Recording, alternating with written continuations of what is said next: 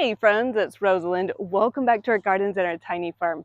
This spring we have been working on adding in a picket fence that completely surrounds the back cut flower garden to give it more of that cottage garden feel, and we've been talking a couple years about adding in this picket fence. This spring we finally got it done. So I wanted to just bring you along, share what Harley has been working on, and to share what it is looking like today, because he did an amazing job. We still need to get parts of it painted, but after we look at the picket fence, we are also going to go plant two perennials that can take part shade.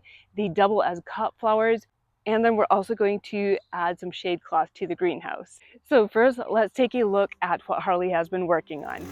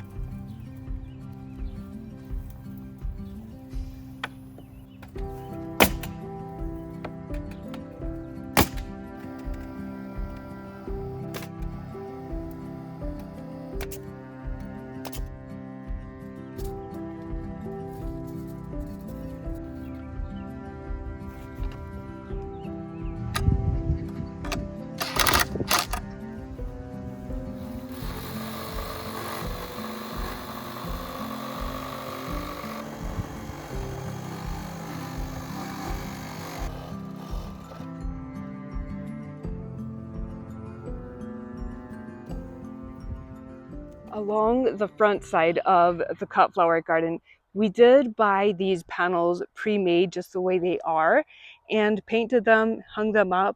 But the panels that run along the sides of the cut flower garden, we had picked up panels off of Facebook Marketplace, and we hadn't realized how warped these panels were until we brought them home, and Harley had to completely redo these panels. I just think he did an amazing job. Before we put in the picket fence, the borders of the garden just kind of felt incomplete, like they were just out there. There was nothing kind of separating them from the vegetable and the cut flower garden. But oh my goodness, I love the way that the borders are now separate from the rest of the garden. But just imagine with me for a moment that the fence is completely painted white. It is going to look a lot better.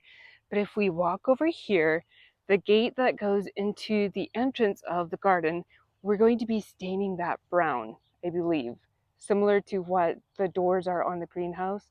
What do you guys think? Should we paint it white or should we stain it brown? As we walk into the cut flower garden, we had talked about this last week. We're going to be adding in raised beds on this side of the garden, and those will be filled with cut flowers. And then the pathways that surround the raised beds will either have mulch similar to this, or then we're going to be adding pea gravel like we did in front of the greenhouse. But I think this is one of my favorite parts about adding in the picket fence, is just all the fun little planting pockets that it has created. So we have this raised bed right here. There is some rhubarb that has flowered. I should probably cut it back. But over here up against the fence, there's just this fun little pocket to just plant whatever we would like to plant in here. So back here we do have some poppies planted. There is feverfew, and then we also have bunny tail grass that I want to use in fall arrangements, which is so much fun. And then we also have a little wooden box back here that I want to plant maybe some carrots in. Oh, isn't that so much fun? Some of the breadseed poppies that we planted together this past winter are starting to bloom. We had just directly sown these seeds on top of the soil. Oh my goodness, aren't they so pretty? Now this one, I did not plant these seeds. So I don't know if some of the poppies cross-pollinated because I had gathered seeds off of my own poppies last year. Isn't that so pretty? Also, I would love to hear what you guys would do. So we did have a clematis planted here when we used to have the arbor, um, but then I just left it so it can bloom and then I was going to take it out. I kind of like the way that it's peeking through the fence. What would you guys do? Would you remove it, plant something else, or would you just leave the clematis? Hollyhocks are looking so pretty. Let's walk around to the west side of the cut flower garden and see what the picket fence is looking like on this side. As you can see, we still need to get it painted, but oh my goodness, I am just loving the way like the perennial borders are now separate from where we have our annual and vegetable plantings. And I love the way that it kind of accents the greenhouse. What do you guys think? Isn't it looking so much better? We are getting ready to plant our two part shade perennials that can also act as cut flowers. These are gorgeous perennials. So last week we had briefly looked at the new border that we are putting in behind the greenhouse. So I'll be sharing that in just a second. But this is the two perennials that we are going to be planting today, and I'm hoping that we can divide these in half. The first one is a lady's mantle, which it just got done raining a little bit ago. Do you see how the rain kind of dots up on those leaves? Isn't that so pretty? And then it gets these pretty kind of yellowish flowers that can be used in cut flower arrangements. Lady's mantle can take part shade, which is perfect because, and we had talked about this last week, behind the greenhouse, it is in shade for most of the day until probably like 5 p.m. in the evening, and then that hot afternoon sun shines back in there, which the lady's mantle will be able to take that. And the other one, this is a perennial that I have been wanting to get my hands on. Finally found one. It's called Solomon Seal. The foliage and the spring flowers are both perfect to use in cut flower arrangements. And it does kind of slowly clump out over time, which is definitely what I want behind the greenhouse. And this take bright shade, it can take deep shade. So it will definitely get a little bit of sun in the hot afternoon, but for the most part, it will still be in shade.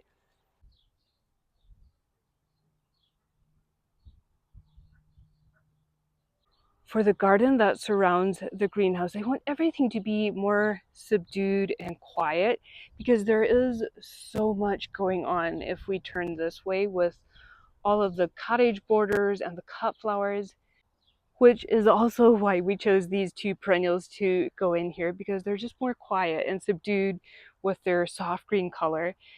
But eventually, we are going to be moving the chickens fence and we're going to be adding in kind of continuing the orchard that we have over here.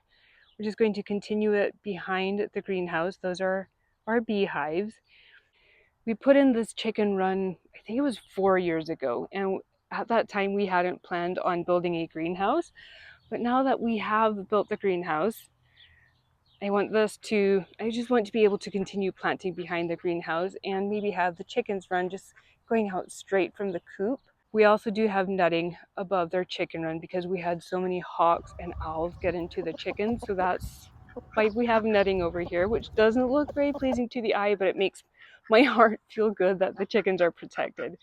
Okay, let's see if we can divide these two perennials. I would have loved to get my hands on more of these because I really want to just have like maybe two different varieties of plants behind the greenhouse. Let's see. Looks like we'll be able to just separate it kind of like this. Oh, look at that. Let's see if we can do the same with the lady's mantle. Use my hoary knife, try to separate it. Okay, I really hope we don't ruin this plant. Let's see if we can get it cut in half.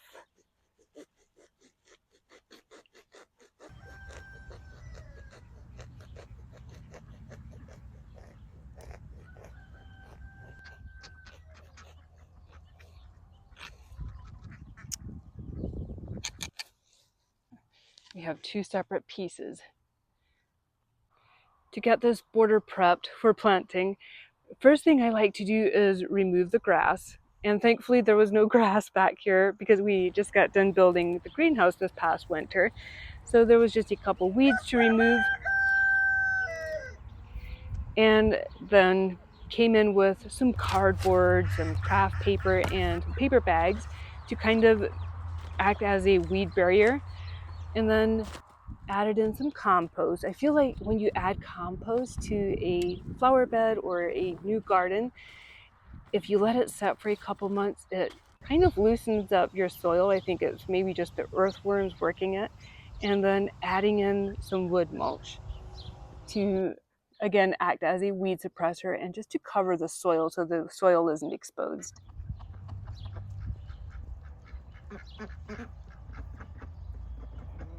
You see that we're getting into late afternoon from the way the sun is shining. So right in the middle of this border, we do have a honeysuckle. On each side of the honeysuckle, we are going to plant one of each of these that we divided. One of the Solomon seal, one of the lady's mantle.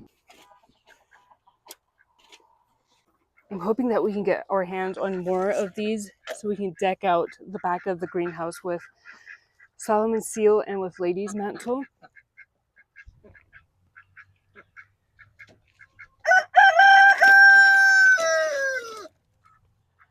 But if we don't find more plants this year, more Solomon seal and more lady's mantle, maybe next spring these plants would be mature enough that we could divide them and add the divisions throughout this border. So we'll have more plants for free.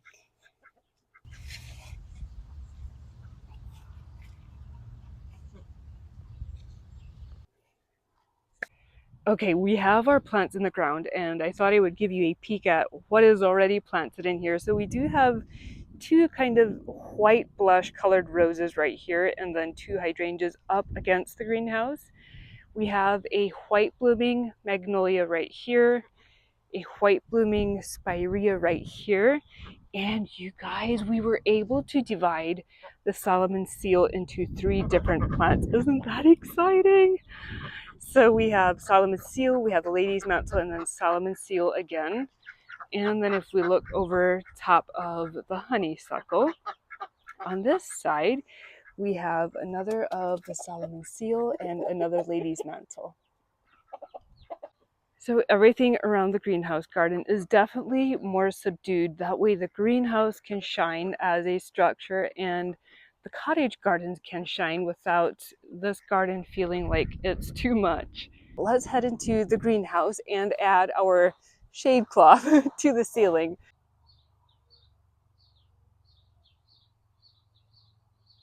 Now, technically, this isn't shade cloth, but it gets so bright and warm in here when the sun shines. I thought we're going to try out some white lace because I don't really like the look of actual shade cloth. They thought this would at least look pretty and possibly block out the sun a tiny bit.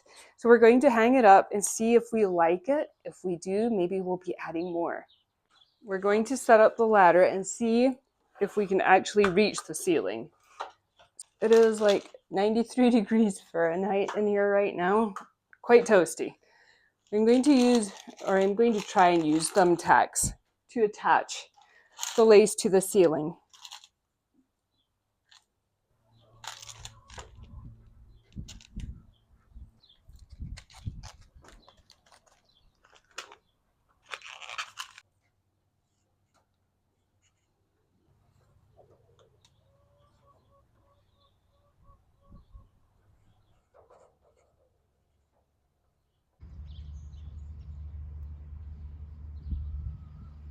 All right, friends, what do we think? I love things that look old-fashioned and kind of soft, so I had originally thought about having the lace kind of draping down from the ceiling, but when I hung it that way, it really didn't do anything as far as blocking out the sun. But now that the sun is kind of dipping towards the west, and I have this hanging up on the west wall, it actually blocks out quite a bit of sun, more than you would think. But I'm going to leave it here for about a week and just hear what you guys think about it. Maybe we should even just add a couple more tags just to kind of bring it up a bit more. I don't know. Let me know what you think. Okay, so we did go ahead and pull it tight at the top. Doesn't it look a lot better? But it has literally cooled off in here by 2 degrees just since we put up that lace fabric. So I'm thinking maybe we should do one here on the east wall as well. And that really could help the greenhouse stay a bit cooler, and it also just brings kind of that old-fashioned look in here. Now, even though this lace probably doesn't block out as much sun as shade cloth would, it looks prettier than shade cloth, and it still blocks out enough sun that it's comfortable sitting here, which is what the whole point was of putting this up. But what a fun day it has been, friends. Just adding little touches to the greenhouse and adding in a new little border behind the greenhouse. But isn't it amazing, friends? Like just how adding in a simple picket fence and little touches like this, adding in a few plants, it completely transforms how a garden feels. But we're going to be working on some more fun projects together throughout this season, friends, which I'm looking very forward to. Thank you for being here in the gardens with me today. My hope is always that our gardens bring joy and inspiration to your day and to your own gardens. Have an amazing week in your own gardens, and I will see you right back here real soon. Bye.